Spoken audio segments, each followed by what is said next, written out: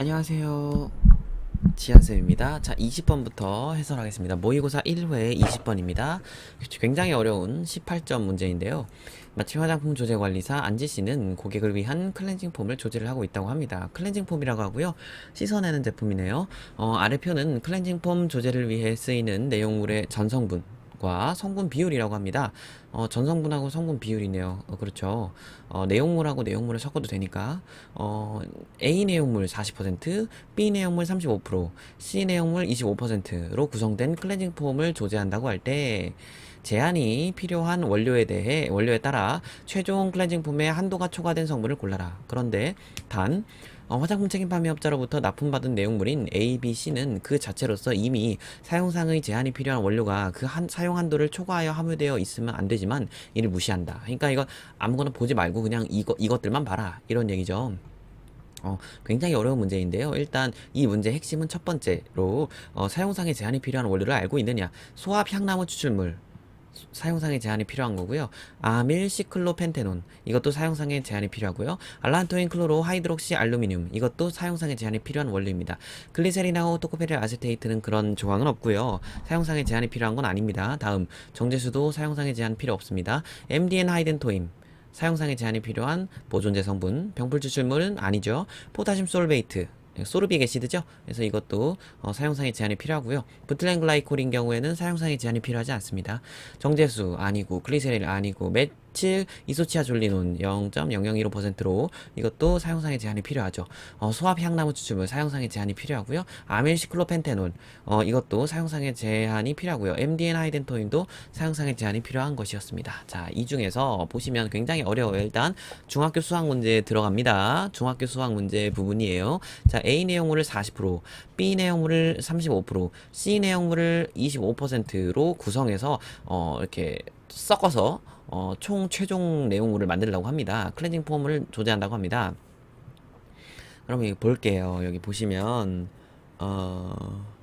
물론 이게 지금 계면활성제도 별로 없고 지금 1.7%밖에 없고 어떻게 클렌징 폼을 만든다는 건지 모르겠어요.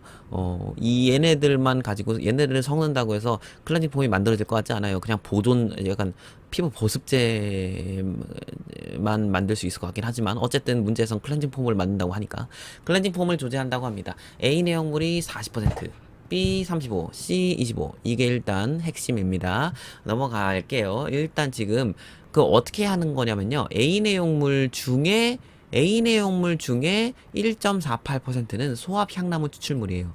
그러면 이 A 내용물을 40%로 하는 최종 내용물이겠죠. 자, 보실게요. 이 거대한 이 비커에 A 내용물을 넣었어요. B 내용물도 넣었어요. C 내용물도 넣었어요. 이 한 비커에 A 내용물, B 내용물, C 내용물을 넣었어요. 그런데 이 최종 제품에 대해서 최종 제품의 40%는 A 내용물이고, 저기 뭐죠? 35%는 B 내용물이고, 25%는 C 내용물이라는 말이죠. 그래서 다 합치면 100% 되죠. 다 합치면 100% 됩니다. 최종 내용물에 대해서 40%가 A 내용물. 그 중에서 A 내용물 중에서 1.48%가 소합 향나무 추출물이다. 지금 나와 있잖아요. 그쵸? 이 1.48%는 최종 제품에 대해서 최종 제품의 1.48%가 소합 향나무 추출물이 아니라 이 내용물, 최종 내용물의 40%의 1.48%라는 거죠. 그럼 여러분이 뭘 해줘야 되냐면, 어디죠? 최종 클렌징 폼의 사용 한도가 초과된 성분을 고르라는 거니까, 이 1.48%가 최종 제품에 대해서는 몇 퍼센트인지를 환산해야 된다는 뜻이에요. 굉장히 어렵죠. 그래서 이 내용물, 소합 향나무 추출물이 지금 A 내용물 40%, 그러니까 최종 내용물, 최종 클렌징 폼의 40%라고 했으니까, 최종 클렌징 폼의 40%의 1.48%는 이것은 최종 제품에서는 몇 퍼센트냐를 여러분이 환산을 해야 돼요. 무슨 소리인지 이해가 한 번에 들으면 모르시겠죠? 여기서 1.48%라는 건 A 내용물의 1.48%라는 거예요. 그 얘기를 하면 즉 최종 제품에 대해서 몇 퍼센트냐 이거죠. 최종 제품의 40%의 1.48%는 최종 제품의 몇 퍼센트냐. 이거 어떻게 계산을 하는 거냐면요. 제가 팁을 드리자면 퍼센트의 퍼센트를 계산하는 거예요. 이거는 40%의 1.48%는 최종 제품의 몇 퍼센트냐 이거잖아요. 최종 제품의 물음표 퍼센트는 X 퍼센트 곱하기 Y 퍼센트 곱하기 0.01입니다. 퍼센트는 다 없애고 무슨 뜻이냐면 퍼센트 곱하기 퍼센트 40% 중의 1.48%는 최종 제품의 몇 퍼센트냐 그러면 40 곱하기 1.48 곱하기 0.01을 하시면 됩니다. 자 계산기 켤게요. 제가 어딨죠? 계산기 피면 40 곱하기 퍼센트의 퍼센트 40% 곱하기 1.48%는 어떻게 하느냐 그 앞에 퍼센트 앞에 숫자를 다 곱해요. 40 곱하기 1.48 곱하기 그리고 퍼센트의 퍼센트이기 때문에 끝에는 0.01을 곱해줍니다. 0.01 하면은 0.592가 나옵니다. 따라서 소합향 A 내용물 안에 들어있는 소합향나무 추출물은 A 내용물이 40%로 배합이 최종 제품의 40%로 배합이 됐다고 가정한다면 A 내용물 안에 소합향나무 추출물은 최종 제품에 대해서 0.59 몇 퍼센트였죠? 어디 갔지? 0.592%가 들어있다 이 얘기거든요. 이거 다른 것도 계속 해볼게요. 아밀시클로펜테논은 0.15%예요. 이것도 같이 해보면 계산을 같이 해보면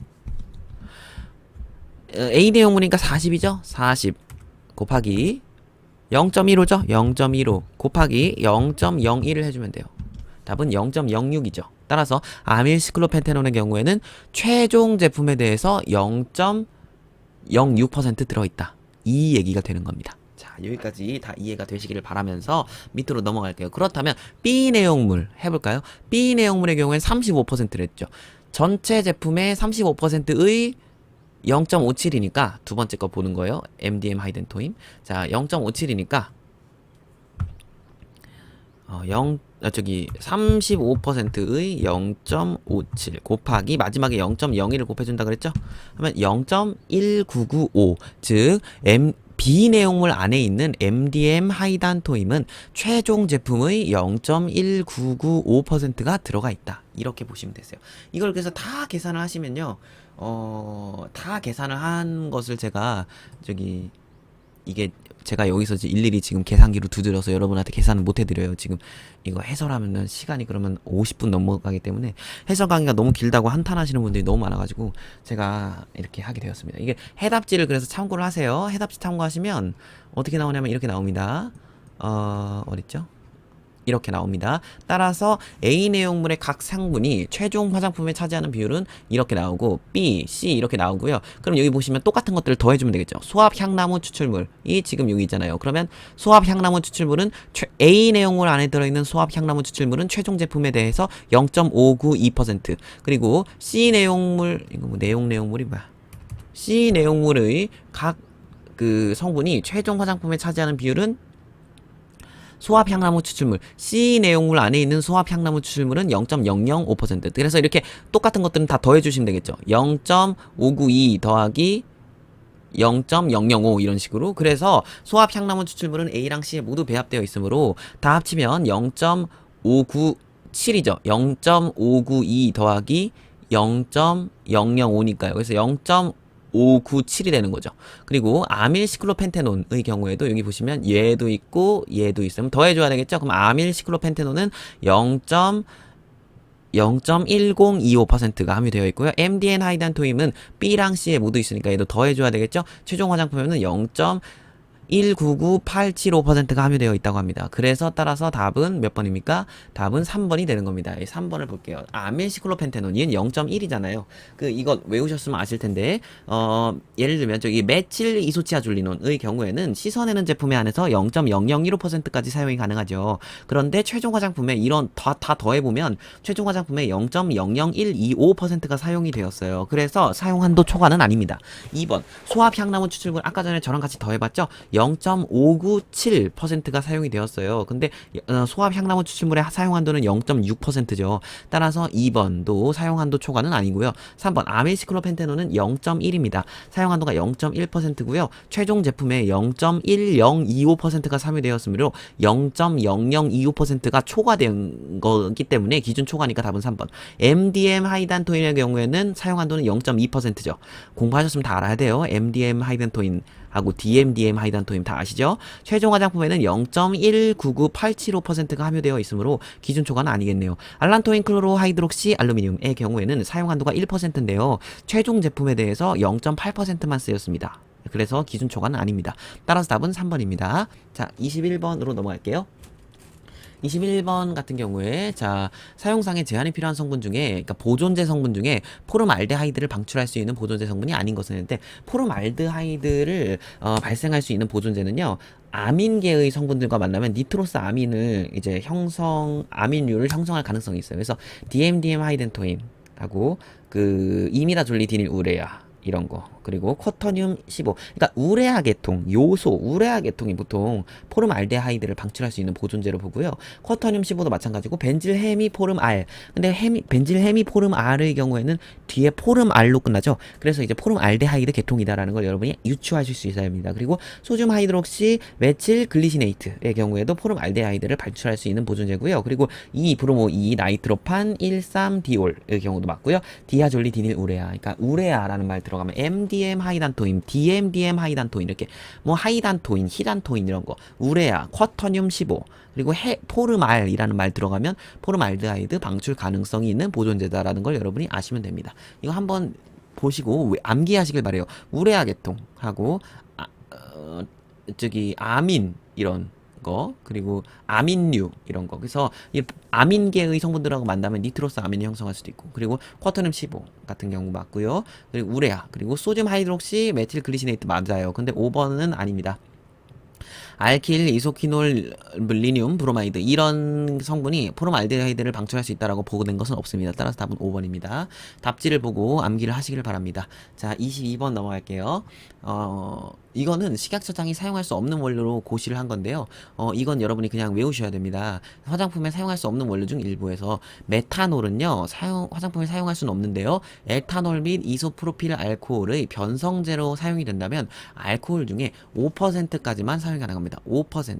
그리고 미세 플라스틱이라는 것의 정의는 세정하고 각질 제거 등의 제품에 남아있는 5mm 이하의 고체 플라스틱을 말합니다. 따라서 답은 5번입니다. 이거는 다 암기를 기본으로 암기하셔야 되는 부분입니다. 23번 볼게요. 맞춤 화장품 판매 업소를 방문한 고객 지니 씨는 바디미스트의 혼합할 향으로 다음 표의 조성을 가진 착향제를 선택했다. 맞춤 화장품 조제관리사는 해당 착향제를 제품에 혼합하여 맞춤 화장품을 조제하였다고 합니다.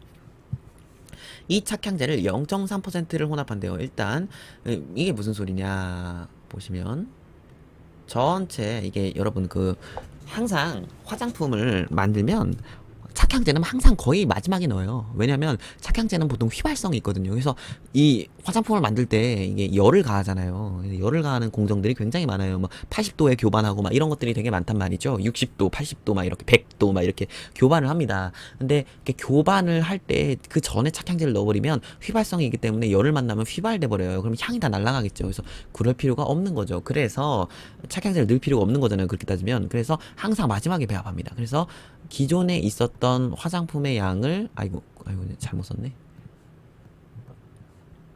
기존에 있었던 화장품의 양을 99.7%로 하고 내용물을 99.7로 하고 이 마지막에 한 방울 떨어뜨리는 그 향나는 착향제를 0.3%로 해서 100%가 되는 화장품을 만들었다라는 얘기예요. 이 얘기는 그죠? 0.3%를 이렇게 넣었다. 착향제다. 그래서 바디미스트를 조제하였을 때 착향제 구성 성분 중 해당 성분의 명칭을 따로 기재 표시해야 되는 경우. 이거 전인경 교수님 수업 듣고 오셨죠? 알레르기 유발 성분이라는 말이 있었습니다. 그래서 식약처장이 알레르기 유발 성분으로 고시한 25가지 종류가 있었죠. 그것을 여러분이 다 빠짐없이 암기를 하셔야 돼요. 이런 것에 놀아나면 안 되십니다. 그냥 리날룰은 식약처장이 고시한 25종 중에 하나인데요. 에틸리날룰은 고시하지 않았습니다. 즉 리날룰이라는 말만 듣고 이거 그거야 뭐 알레르기 유발이야 이렇게 하시면 안 된다는 거예요. 이런 것도 다이에틸 아미노 메틸 쿠마린, 그냥 쿠마린은 그 25종 중에 하나인데요. 이거는 아닙니다. 완전히 다른 성분이에요. 이렇게 이름이 똑같다고 해서 관련은 있지만 완전히 화학적으로 다른 성분이기 때문에 아닙니다. 그래서 이런 걸 여러분이 완전히 암기를 하고 있는지에 대해서 제가 지금 본 겁니다. 이 조성표를 볼게요. 지금 여기 해당 조성표를 보면 이게 일단 알레르기 유발 성분만 한번 추려냅시다. 하이드록시 시트로네랄, 이거 식약처장이 고시한 알레르기 유발 성분 25종 중에 하나죠. 그리고 아이소유제놀 또 25가지 알레르기 유발 물질 중 하나고, 메틸 이 옥티노에이트 이것도 식약처장이 지정한 알레르기 유발 성분 맞습니다. 참고로 아닙니다. 이거 에틸리날로 아닙니다. 이건 낚이는 문제예요. 낚이는 거. 나머진 다 아니에요. 이거 지금 쿠마린하고 리날룰 있다고 다 고르시는데 아닙니다. 식약처장은 이런 성분들 고시하지 않았습니다. 그냥 리날룰이고 그냥 쿠마린이에요.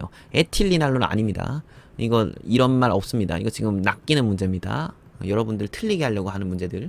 자, 보실게요. 그래서 지금 알레르기 유발 성분에 일단 최소 3개가 들어있어요. 그런데 지금 바디 미스트라고 했죠? 이 제품이. 바디 미스트이기 때문에 사용 후 씻어내는 게 아니에요. 그래서 여러분이 기억나시려나 모르겠지만 해당 그 알레르기 유발 고시, 착향제 중 알레르기 유발 고시 성분들이 그 씻어내는 제품인 경우에는 0.01% 초과한 경우, 그리고 씻어내지 않는 제품인 경우에는 이러한 성분들이 0.001%를 초과한 경우에 그런 착향제의 구성 성분 중 해당 성분의 명칭을 따로 기재 표시를 해야 됐었죠. 기억나시죠? 그래서 우리 아까 전에 같이 공부했던 거 아까 전에 이 앞 페이지에서 공부했던 거 복습해 봅시다. 이거 지금 퍼센트의 퍼센트 계산하는 거죠? 전체 제품의 0.3% 중의 0.7%잖아요. 착향제 0.3% 안에 들어있는 것의 퍼센트잖아요. 이게 무슨 말인지 아시겠죠? 그래서 퍼센트의 퍼센트니까 계산을 다 시켜서 이 세 가지에 대해서 함량을 계산해 봅시다. 0.3%의 0.7%래요. 왜냐면 여기 함량 퍼센트라고 나와 있으니까. 어딨지? 계산기. 0.3%의 0.7이니까 어떻게 계산합니까? 0.3 곱하기 0.7 곱하기 뭐 한다? 0.01 한다 했으면 퍼센트의 퍼센트니까 0.0021. 하이드록시 시트로넬 R은 0.0021. 같은 방법으로 0.3 곱하기 0.2 곱하기 0.001 하면 0.0006이겠죠? 이건 0.0006. 이거는 뭡니까? 0.3 곱하기 0.05 곱하기 0.01. 0.3 곱하기 0.05 곱하기 0.01은 0.0001호, 0.0001호죠? 그럼 얘네 셋 중에 0.001보다 큰 거는 하나밖에 없죠. 지금 하이드록시 시트로넬알은 아까 전에 0.0021이었잖아요. 0.001의 2배가 조금 넘네요. 그래서 답은 한 개밖에 없습니다. 얘는 0.0006이었죠. 그럼 0.001보다는 아래니까 상관없고, 얘도 0.0001호인데 지금 0.001보다는 아래니까 얘도 상관없고, 따라서 답은 한 개네요. 따라서 한 개. 그 한 개가 뭐냐? 그러면 하이드록시 시트로넬 R, 이렇게 대답을 하실 수 있어야 하는 것입니다. 굉장히 어려운 문제였습니다. 자, 넘어갈게요. 24번. 24번 보시면 착향제 성분 중 알레르기 유발 물질과 관련된 내용이 궁금한 민원인과 공무원이 대화를 나누고 있다고 합니다. 이 대화를 해볼게요. 내용량 10ml 초과 50ml 이하인 소용량 화장품의 경우에 착향제 구성 성분 중 알레르기 유발 성분을 따로 기재해야 하나요? 했는데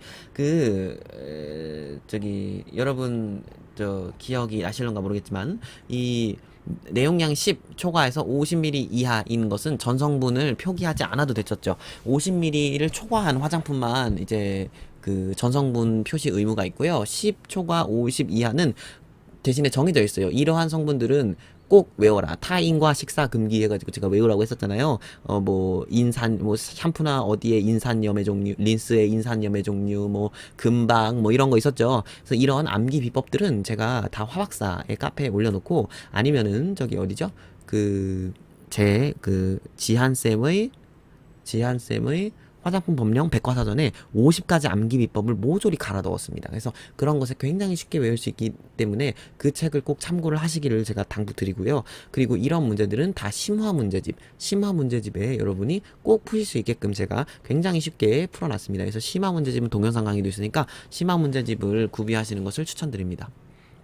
자, 보시면 내용량 10ml 초과 50ml 이하인 소용량 화장품의 경우 착향제 구성 성분 중 알레르기 유발 성분을 따로 기재해야 된다라는 법령은 없습니다. 그래서 기재를 안 해도 됩니다. 그래서 표지 기재를 위한 면적이 부족하면 생략 가능합니다. 법적으로는 생략 가능합니다. 하지만 면적이 있다면 표시하는 것을 좀 권장합니다. 그래서 딱 이 정도예요. 한번 읽어보시고 넘어가실게요. 2번. 고의로 넣은 것이 아니라 천연식물 추출물에 자연스럽게 함유되어 최종 제품에 들어가게 된 성분도 해야 되냐 했더니 착향의 목적으로 사용된 식물의 꽃, 잎, 줄기 등에서 추출한 에센셜 오일이나 추출물에 한해서는 최종 제품의 자연에서 존재하는 양 미만을 함유하는 경우 향유로 일괄 표시할 수 있습니다. 이게 2번이 틀린 말입니다. 아닙니다. 여러분 예를 들면 리날룰 뭐 이런 성분들 있죠. 그런 성분들은 보통 레몬이나 오렌지 껍질에서 많이 보여요. 그래서 뭐 오렌지 껍질 추출물 이런 것에 아무 생각 없이 나는 아무 생각 없이 오렌지를 착즙했어요. 그래서 화장품에 넣으려고. 그래서 그것을 정제해서 화장품에 넣었어요. 그런데 알고 봤더니 그 오렌지 성분 착즙한 성분 안에 그 리날룰 같은 성분이 들어있더라는 거죠. 난 몰랐는데 그래도 안 된다 이거죠. 왜냐면 그런 것도 너희들이 다 알아서 그게 기준 초과면 0.01이나 0.001%를 초과했다면 따로 기재 표시를 해야 된다. 알레르기 유발 성분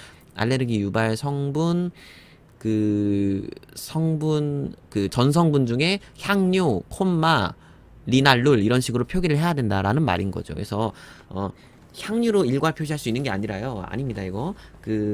식물의 꽃잎 줄기에서 추출한 에센셜 오일이든, 그런 오렌지 추출물이든, 그런 추출물이 착향의 목적으로 사용되었거나, 아니면 해당 성분이 착향제의 특성이 있는 경우에는 알레르기 유발 성분을 표시 기재해야 됩니다. 그게 0.01 아니면 0.001을 초과했다면 향유로 일괄 표시하면 안 되고, 따로 표시를 해야 되는 겁니다. 따로. 알겠죠? 3번. 홈페이지나 이런 곳에도 알레르기 유발 성분을 기재해야 되냐 했는데 온라인상의 전성분을 표시하는 경우에 전성분 표시사항에 향료 중 알레르기 유발 성분을 따로 기재해야 됩니다. 당연한 얘기고. 4번. 원료 목록 보고 시 알레르기 유발 성분 정보를 포함해야 하느냐 했는데 해당 알레르기 성분을 제품에 표시하는 경우 원료 목록 보고에도 당연히 포함해야 되는 거죠. 원료 목록 보고 그 앞에 1단원 강의 때 기억나시죠? 원료 목록 보고는 언제 한다? 원료 목록 그 화장품 유통 전에 한다. 자, 5번. 알레르기 유발 성분에 대한 증빙 자료에는 무엇이 있느냐 했는데 이런 것도 다 화장품 착향제 중 알레르기 유발 물질 표시 지침에 다 나와 있는 내용입니다. 그래서 화장품 책임 판매업자는 알레르기 유발 성분이 기재된 제조 증명서나 제품 표준서를 구비하거나 알레르기 유발 성분이 제품에 포함되어 있음을 입증하는 제조사에서 제공한 시험 성적서나 원료 규격서를 보관을 해야 됩니다. 이것은 그냥 암기를 해주세요. 여러분이 암기를 해주셨으면 좋겠습니다. 이런 유발 성분에 대한 증빙 자료를 당연히 가지고 있어야 되겠죠. 제조 증명서, 제품 표준서를 하거나 아니면 시험 정석서나 원료 규격서가 있어야 되는 거죠. 자, 25번으로 넘어갈게요. 아이 참 25번도 참 어렵게 냈네, 그쵸? 제가 냈지만 정말 어렵습니다. 대신에 정말 많은 연구를 했습니다. 보기 1은 맞춤형 화장품 판매업소를 방문한 고객 A랑 B가 대화를 하는 것이다. 다음 중 보기 1을 보고 보기 2의 괄호 안에 들어갈 말로 적절한 것을 차례대로 나열한 것은 제 피부 측정 결과를 바로 맞춤형 화장품에 반영하여 조제해주니 참 좋네요. 그렇죠? 피부 측정도 하고 원료 선택했으니 이제 향을 선택하면 되나요? 네, 고객님께서 향과 농도를 선택해 주시면 바로 혼합하여 고객님만의 에센스를 조제해 드리겠습니다. 또 향료 문제네요. 그쵸? 어떤 향이 있나요? 힘찬 하루, 봄볕 햇살, 시나브로 향이 있습니다. 이게 제가 이 향료의 이름을 짓느라고 진짜 고민 많이 했습니다. 선택할 수 있어요. 각 향료의 조성 목록을 확인할 수 있나요? 당연하죠. 여기 있습니다. 했는데 아이소프로필, 벤진, 이거 그냥 다 읽지 말고는 넘어갈게요. 조성 목록을 확인해 보니까 기억은 반품을 시켜야겠네요. 기억이 뭘까요? 힘찬 하루일까요? 봄볕 햇살일까요? 시나브로일까요? 즉 사용상의 반품이니까 사용 금지 원료를 넣었다는 거네요. 볼게요. 사실 이건 여러분이 사용 금지 원료를 잘 꼼꼼히 암기를 하였느냐에 대한 문제인데요. 여기 보시면 시나브로를 보실게요. 아니다, 시나브로가 아니었지. 볼까요? 제가 지금 봐야겠다. 여기 있네요. 다이하이드로쿠마린, 디하이드로쿠마린 있죠. 다이하이드로쿠마린의 경우에는 식약처장이 고시를 했습니다. 사용할 수 없는 원료로 고시를 했습니다. 따라서 얘는 애시당초 사용이 불가, 사용 금지 원료예요. 그래서 봄볕햇살은 사용 금지 원료. 그래서 기억에 들어갈 건 봄볕햇살. 답은 2번 아니면 3번이네요. 답은 2번 아니면 3번입니다. 오, 알겠습니다. 오, 이것을 시향하니까 상쾌한 향이 있다고 하죠. 상쾌한 향. 상쾌한 향이 있다고 합니다. 그래서 안목이 있습니다. 이거 안에는 소나무 향을 나게 하는 성분이 있다고 합니다. 소나무 향. 수프의 나무가 배출하는 화합량 중 그 풍부한 편이다. 이 소나무 향은 뭐냐면 피넨 이런 말이 들어가야 돼요. 소나무 향. 솔 이런 게 아니라 피넨 이런 얘기가 보통 들어가거든요. 그래서 지금 아예 어디죠? 이 봄볕햇살은 아예 보면 안 되고 얘는 어차피 반품시킬 거니까 힘찬 하루 아니면 시나브로인데 보시면 여기 지금 피넨이라는 말이 들어갔죠. 피넨, 베타피넨 3올 여기서 피넨이라는 향료가 있어요. 그래서 피넨이 이렇게 써요. 이렇게 쓰나? 하여튼 정확히 기억은 안 나는데 이렇게 썼던 것 같기도 하고. 근데 이 앞에 보면 지금 앞에 보면 파인이라고 써 있죠. 이게 뭐냐면 지금 파인은 지금 소나무, 솔이란 뜻이잖아요. 그렇죠? 그래서 이 피넨이라는 말 자체가 이 말 자체가 아예 소나무라는 뜻이에요. 그래서 이 베타피넨 3올 이게 이제 뭐죠? 굉장히 약간 무색의 약간 피톤치드 성분이에요. 피톤치드라고 하시면 딱 아시죠. 그래서 약간의 특히 이 알파피넨하고 베타피넨으로 나뉘어져요. 이 피넨이라는 게. 그래서 베타피넨의 경우에는 소나무 향을 냅니다. 근데 색깔은 또 없고요. 투명합니다. 그리고 피넨의 앞에 파인이 소나무라는 뜻이라고 제가 말씀드렸고요. 그리고 이제 어딨죠? 그래서 따라서 답은 3번이죠. 시나브로가 피넨이라는 말이 들어가니까 답은 3번입니다. 힘찬 하루의 향을 보면 힘찬 하루는 오렌지 잎 오일이 지금 벌써 40%가 넘어요. 그리고 레몬 껍질 오일 53% 이러죠. 지금 사실상 레몬하고 오렌지로 이루어져 있어요. 이 힘찬 하루의 경우에는. 그래서 이게 얘는 좀 오렌지 계통의 냄새가 날 것 같아요. 그렇죠? 약간 시큼한 냄새, 시트러스 같은 시큼한 레몬 오렌지 계통의 향이 날 거예요. 일단 답은 3번이고요. 그리고 A의 맞춤 화장품에 추가로 기재해야 되는 향료 성분은 이거 알러르기 유발의 성분을 찾으라는 거죠. 어딨죠? 이 3번 시나브로를 섞었다고 하니까 향료 얘를 섞었다고 하니까 볼게요. 아르간 커넨 오일 아니고 다이하이드로시트로넬 올 다이하이드로시트로넬올은 따로 기재해야 되는 알레르기 유발 착한 성분 아닙니다. 클로로신나말도 아닙니다. 그럼 신나말하고 시트로넬올 들어있다고 여러분 낚이시면 안 됩니다. 낚이시면 안 됩니다. 다이하이드로시트로넬. 예, 그렇죠. 따라서 여기에는 없습니다. 알레르기 유발 착한 성분이 없습니다. 단 하나도 없습니다. 따라 답은 3번입니다.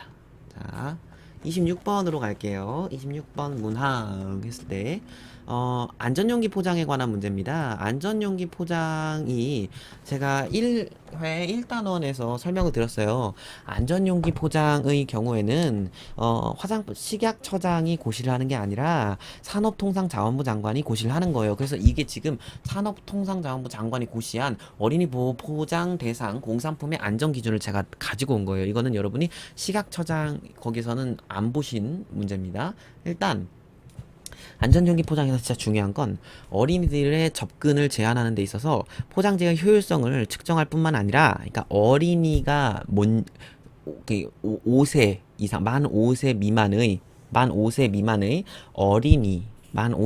어린이가 이것을 똑바로 못 여는가, 잘 못 여는가, 첫 번째 실험. 그 두 번째는 어른들은 열 수 있는가, 이런 실험이 들어가야 돼요. 그러니까 실험 2가지 종류를 해야 됩니다. 그래서 어린이의 접근을 제한을 할 수 있는가 하고, 두 번째 성인들이 내용물에 접근을 할 수 있는가, 이 2가지를 다 해야 돼요. 안전용기 포장이라고 해가지고 어린이에 포커스를 맞추면 안 됩니다. 어린이 플러스 어른, 완전히 못 열게 하면 어른들이 이 화장품 못 쓰겠죠. 자, 하나하나 일단 해설할게요. 이 고시에 재봉함 포장이란 말이 있어요. 이거는 처음 개봉한 다음에 내용물을 흘리지 않고 충분한 횟수의 개봉 및 봉함 작업에도 처음과 같은 안전도를 제공하는가. 그럴 정도로 다시 봉함할 수 있는 포장을 재봉함 포장이라고 합니다. 이거는 읽고 외우세요. 2번. 안전용기 포장 시험은 어린이의 접근을 제한하는 포장의 효율성을 측정하는 것과 플러스 어린이를 보호할 수 있는지에 대한 여부가 아니라 안전용기 포장 시험은 여러분 이거 틀릴 수 있어요. 여러분 조심하세요. 어린이 접근 제한하는 포장의 효율성 플러스 어른들, 성인들의 내용물에 대한 접근 가능성을 측정해야 하는 게 목표입니다. 따라서 답은 2번입니다. 3번. 어린이 보호 포장이란 성인이 개봉하기는 어렵지 않지만 만 52개월 미만의 어린이가 내용물을 꺼내기 어렵게 설계하고 고안된 포장 용기를 말합니다. 더 정확하게 나온 거죠. 여러분 만 5세 미만은요, 법적으로 만 52개월 미만하고 똑같은 말입니다. 52개월 미만하고 똑같은 말입니다. 그래서 만 5세 미만은 52개월 미만입니다. 이거 여러분은 이해가 안 되시는 분들은 아이가 없으신 분들이고요. 이해가 되시는 분들은 아이가 있으신 분일 거예요. 이 어린이 규정이 그 개월하고 만 나이랑 좀 다르잖아요. 그걸 여러분이 좀 아실 건데, 만 5세라고 해서 만 5세 미만이니까 12 곱하기 5니까 1년은 12개월이니까 12 곱하기 5니까 만 60개월 미만 아니에요? 아니에요. 법적으로 만 5세 미만이라는 것은 52개월 미만의 어린이를 말합니다. 여기서. 네, 이것도 여러분 따로 외워두시길 바랄게요. 4번 보실게요. 안전용기 포장 시험을 위한 어린이 패널의 참가자의 연령 분포는 남녀가 10% 이상의 편차가 나지 않는 범위에서 맞아요. 42에서 44개월 30%, 45에서 48개월 40%, 49에서 51개월 30%로 해서 50명씩 4그룹 맞습니다. 이런 것까지는 여러분 한번 읽고 넘어가세요. 5번. 안전용기 포장 시험에 참가한 어린이 200명 중에서 최소 85%, 이거 맞습니다. 참가 어린이, 이건 외워두세요. 시험은 200명으로 치러지는데 200명 중에서 50명씩 4그룹이니까 200명. 200명 중에서 최소 85%가 시범 없이 5분 이내에 포장을 개봉할 수 없어야 됩니다. 이게 그 기준이에요. 만 5세 미만의 어린이가 내용물을 꺼내기 어렵게의 기준이 도대체 뭡니까? 라고 하면 시험에 참가한 어린이 200명 중에 최소 85%가 시범 없이 5분 이내에 포장을 개봉할 수 없어야 되면서 시범 없이 5분 내에 포장을 열지 못한 어린이를 따로 추렸을 때 최소 80%가 시범 후에 또 다른 5분 내에 포장을 열 수 없어야 된다. 이게 그 기준입니다.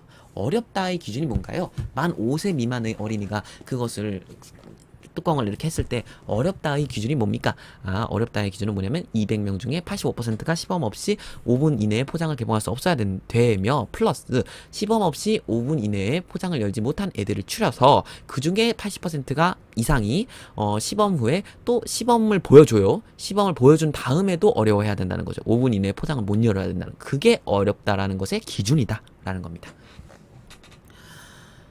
27번 해설할까요? 하겠습니다. 27번 이거 녹화가 27번 갈게요. 다음 중 위의 화장품의 회수 계획 및 회수 절차에 의거해서 현행법에 위촉되지 않는 설명을 보기 위해서 모두 고른 것은 했네요. 27번 보시면 27번 보실게요. 지금 위촉되지 않는 설명이라는 거니까 지금 현행법에 법을 어기지 않은 걸 골라라는 거죠. 기억 볼게요. 자신의 화장품이 회수 대상 화장품이라는 사실을 깨달은 화장품 제조업자 A는 해당 화장품에 대해서 3일 뒤에 판매 중지 조치를 취하였다? 안 되죠. 왜냐면 회수 대상 화장품이라는 사실을 알게 된 후 바로 즉시 판매 중지를 취해야 되는 거죠. 그래서 회수 계획서 좀 보시면 회수 계획서의 제출이 곤란하다고 생각해서 식약처장에게 그 사유를 했다고 했는데, 이것도 잘못된 것인 게 그 제출 기한의 연장을 받기 위해서는 지방식약청장에게 사유를 밝혀야 됩니다. 회수랑 관련돼서는요, 처음에 이게 위해 화장품이다라는 걸 보고하는 이런 것조차도 회수랑 관련된 사항은 거의 모든 것이 다 지방식약청장이 하는 것이기 때문에 이런 것도 식품의약품안전처장이 아니라 지방식품의약품안전청장에게 사유를 밝혀야 되는 거죠. 기억은 틀렸습니다. 그래서 얘는 현행법에 위촉되니까 답이 될 수 없어요. 답은 지금 현행법에 위촉되지 않는 설명을 고르는 건데 얘는 위촉됐으니까 안 되고 답은 아니고 니은. 회수 대상 화장품인 미백 에센스를 회수하려는 B는 회수 계획 보고 시 미백 에센스에 대한 제조 기록서 사본과 품질 관리 기록서, 회수 사유를 기재한 서류를 챙겨서 회수 계획서랑 함께 제출하였다. 근데 품질 관리 기록서가 아니라 판매 처별, 판매량, 판매일 등의 기록이죠. 지금 이거 보시면 처음에 회수 계획 보고할 때 회수 계획 보고서, 그러니까 회수 계획서 플러스 제조 기록서 4본 플러스 회수 사유를 기재한 서류 플러스 품질, 아니야 품질이에요. 저기 뭐죠? 그 판매 처별, 판매량하고 판매일의 기록입니다. 이 품질 관리 기록서 아닙니다. 그래서 리은은 지금 위촉. 이건 이렇게 하면 안 되죠. 안 되죠. 디귿. 식약처 공무원 C는 민원인에게 글리세린, 페녹시 에탄올, 페닐파라벤이 함유된 화장품은 회수를 시작한 날로부터 15일 이내에 납, 니켈, 비소가 함유된 화장품은 회수를 시작한 날로부터 30일 이내에 회수가 완료되어야 된다.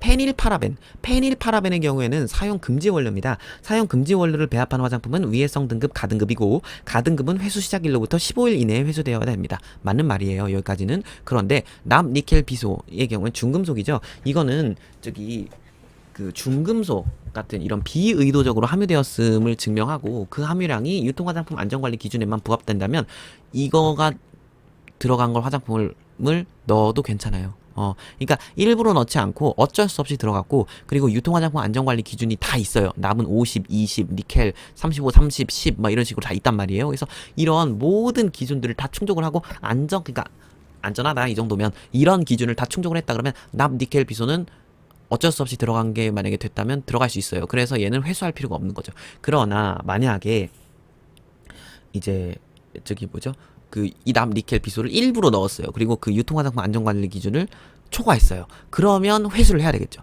근데 그러니까 이제 납, 니켈, 비소가 들어간 화장품은 두 가지로 나뉘어진다라는 뜻입니다. 그래서 납, 니켈, 비소가 함유된 화장품은 회수를 시작하는 날로부터 30일 이내에 회수가 완료되어야 된다. 이 얘기는 아니고요. 납, 니켈, 비소가 함유된 화장품 중에 유통화장품 안전관리 기준을 초과한 화장품은 이라는 반서 조항이 있어야 돼요. 납, 니켈, 비소가 함유되어 있다고 100%다 회수를 해야 하는 건 아닙니다. 따라서 디귿은 부정확하게 말했으니까 디귿은 이렇게 말하면 안 되고요. 이러면 사실 정확하게 얘기 안 했으니까 위촉이라고도 할 수 있겠죠. 리을. 화장품 책임 판매업자 D는 회수 대상 화장품을 납품한 소매상에게 이메일로 회수 계획을 통보한 뒤 통보한 뒤 본인의 이메일을 보냈다는 사실을 밝힐 수 있게 보낸 일시를 기록한 자료를 회수 종료일로부터 3년간 보관하였다. 이거 잘하는 건데요. 이게 회수 의무자는 회수 대상 화장품의 판매자, 그리고 그 밖에 해당 화장품을 업무상 취급하는 자에게 방문, 우편, 전화, 전보, 그리고 전자우편하고 팩스, 이메일로 보냈죠? 전자우편으로 보내도 됩니다. 아니면 언론 매체를 통해서 공고를 해요. 대신에 나 이렇게 알리려고 공고하려고 노력했어 라는 것을 회수 계획을 이렇게 공고를 통해서 통보를 한 다음에 나 이렇게 통보했어 라는 사실을 입증할 수 있는 자료를 회수 종료일로부터 2년간 보관해야 합니다. 이 사람은 3년간 보관했죠. 그런데 여러분 3년간 보관한 건 잘한 거죠. 마치 이런 느낌이죠. 너 오늘 너 이번에 공부 잘했는지 알아볼 거야. 너 이번 시험 70점 이상 안 넣으면 엄마가 혼낸다 이랬는데 애가 100점 맞아왔어요. 너무 잘했네. 그러면 100점을 맞았다고 혼나진 않죠. 너 이번에 70점 맞아야 돼 이렇게 했는데 70점 맞아야 된다고 했는데 100점 맞았다고 해가지고 엄마가 애를 막 혼내진 않잖아요. 오히려 잘했다고 칭찬을 하지. 무슨 소리냐면 여기서 회수 종료일로부터 2년간 보관해. 원래는 2년간 보관을 해야 되는데요. 지금 3년간 보관하면 상관없어요. 2년 이상만 보관하면 상관없습니다. 회수 종료일로부터 1년 더 보관했다고 해서 이게 법을 어긴 건가요? 아니죠. 오히려 굳이 따지면 더 잘한 거라고도 볼 수도 있고, 2년만 보관해도 되는데 3년 보관했으니까 그냥 3년 보관한 거예요. 위촉된 건 아니죠. 그래서 위촉되지 않은 설명이니까 리을은 위촉되지 않았습니다. 이 좀 괜찮습니다. 이런 건. 자, 미음. 이 씨는 회수한 화장품의 폐기를 위해서 어딨죠? 이게 미음인가요? 미음. 제조업자 이 씨는 회수한 화장품의 폐기를 위해서 폐기 신청서 나왔다 그죠? 폐기 신청서에 회수 계획서 하고 회수 확인서 사본 하고 평가 보고서 사본을 제출한 후 관계 공무원의 참관하에 환경 관련 법령에 따라서 폐기하였다 했는데 지금 뭐 평가 보고서라는 말이 나왔어요. 지금 평가 보고서 미음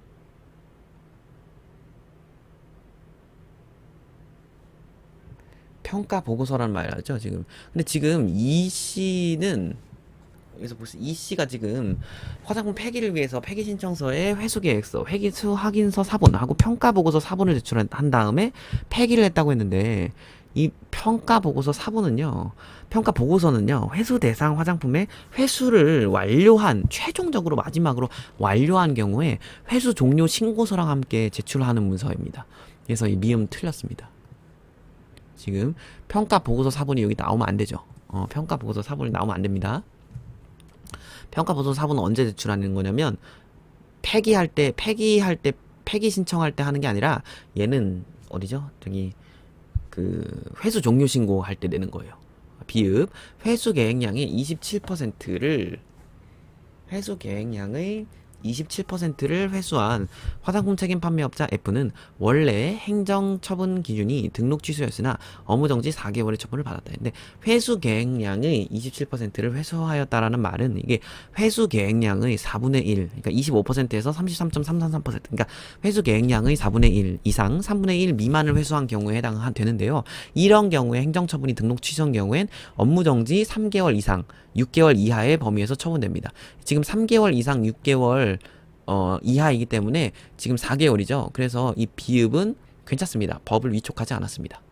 따라서 답은 리을하고 이게 지금 법을 리을은 위촉되지 않은 설명이죠. 리을하고 비읍인 거네요. 위촉되지 않은 설명. 법적으로 위촉되지 않은 설명은 이 친구랑 이 친구가 되는 거죠. 리을 비읍. 따라서 답은 5번입니다. 5번이 되는 거죠. 답은 5번입니다. 얘는 평가 보고서라고 했으니까 아니고, 그리고 얘도 잘 된 거죠. 그래서 여러분이 이거를 회수랑 관련된 사항은 다 외워 두셔야 되는 거예요. 그래서 회수 계획량의 기억나시나요? 회수 계획량의 80%, 즉 5분의 4 이상, 회수 계획량의 5분의 4 이상을 회수한 경우에는 그 위반 행위에 대한 행정처분을 전부 면제를 해줍니다. 그런데 회수 계획량의 3분의 1 이상을 회수한 경우, 그러니까 33.3333% 이상을 회수한 경우에는 그 행정처분 기준이 등록 취소인 경우에는 업무정지 2개월 이상, 6개월 이하의 범위에서 처분을 하고요. 그리고 행정처분 기준이 업무 정지, 행정처분 기준이 업무정지나 품목의 제조, 수입, 판매 업무정지인 경우에는 정지처분 기간의 3분의 2 이하의 범위에서 경감시킵니다. 그리고 회수계획량의 4분의 1 이상, 3분의 1 미만을 회수한 경우에, 이게 지금 비읍과 같은 경우죠. 행정처분 기준이 등록 취소인 경우에는 업무정지 3개월 이상, 6개월 이하의 범위에서 처분을 합니다. 그래서 지금 업무정지 4개월 처분을 지금 받은 거고요. 그리고 행정처분 기준이 만약에 업무정지 또는 해당 품목의 제조, 수입, 판매 업무정지인 경우에는 정지처분 기간의 절반 이하의 범위에서 경감을 시킵니다. 이런 것까지 여러분이 다 꼼꼼히 암기를 하시기를 당부드립니다. 이제 뒤에 주관식을 같이 볼까요? 2단원 주관식에 해당하는 2단원이 지금 84번부터 88번까지죠. 84번부터 저랑 같이 보도록 하겠습니다. 84번.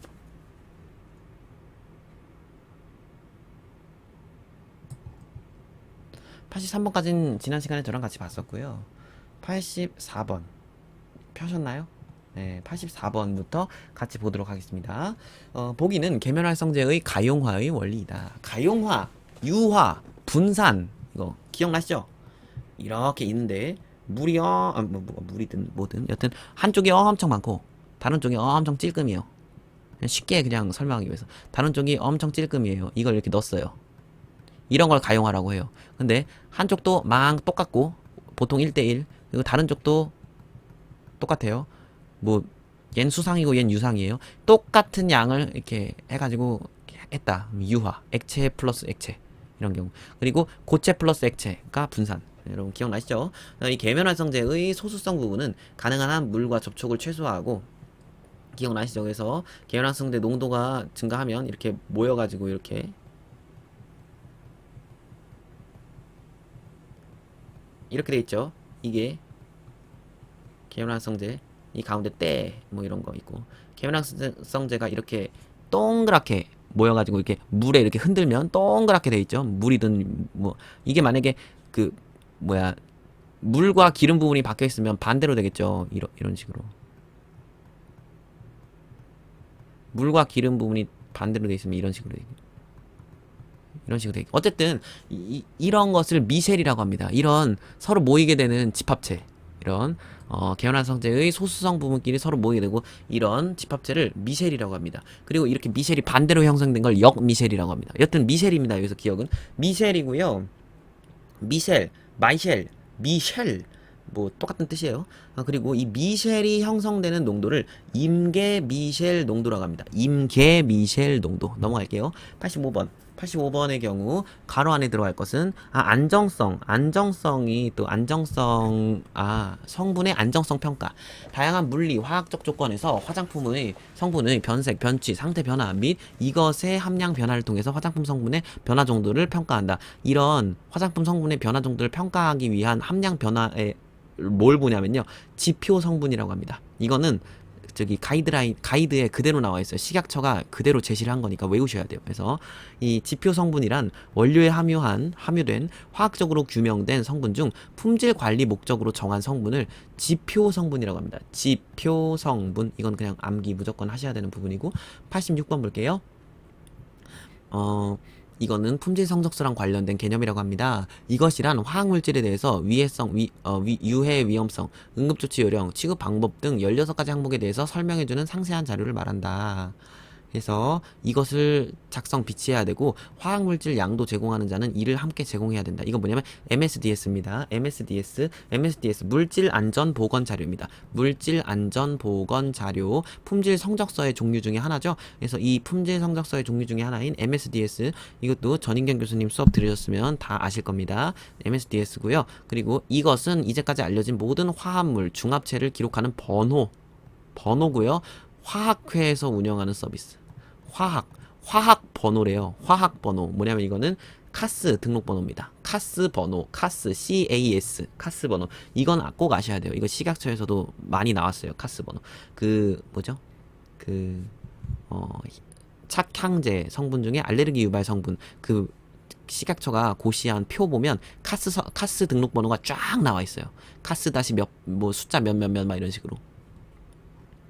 카스 번호 알아두세요. 자, 87번.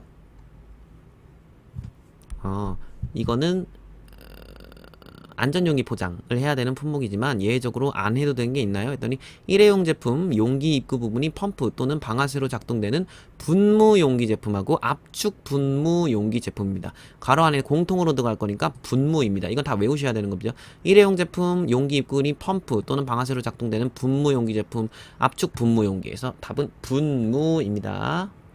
넘어갈게요. 88번. 이것도 그냥 외우셔야 되는 부분인데, 이거는 환경부령이에요. 그래서 종합제품으로서 복합 합성수지 재질 및 폴리비닐클로라이드가 PVC죠. PVC 재질 또는 합성 섬유 재질로 제조된 받침 접시 또는 포장용 완충제를 사용한 제품의 포장 공간 비율은 20% 이내로 합니다. 20% 이내로 합니다. 20%. 그리고 제품의 제조 또는 수입하는 자, 그리고 대규모 점포 및 면적이 33제곱미터 이상인 매장에서 33입니다. 33제곱미터 이상인 매장에서 포장된 제품을 판매하는 자는 포장되어 생산된 제품을 재포장해서는 안 됩니다. 재포장해서는 안 됩니다. 이런 것도 아셔야 됩니다. 그래서 포장돼서 생산된 제품을 재포장해서 제조 수입 판매해서는 안 되는 매장의 규격이라는 것은 뭐다? 33제곱미터 이상이다. 그럼 33제곱미터 미만인 경우에는 재포장을 할 수 있겠네요. 근데 33제곱미터 이상인 이상인 매장에서는 이렇게 이미 상품이 나와 있는 제품 자체를 재포장할 수 없다라는 겁니다. 오늘 수업은 여기까지 하도록 하겠습니다. 여러분 고생 많으셨습니다. 아이고, 이거 어떻게 하는 거지?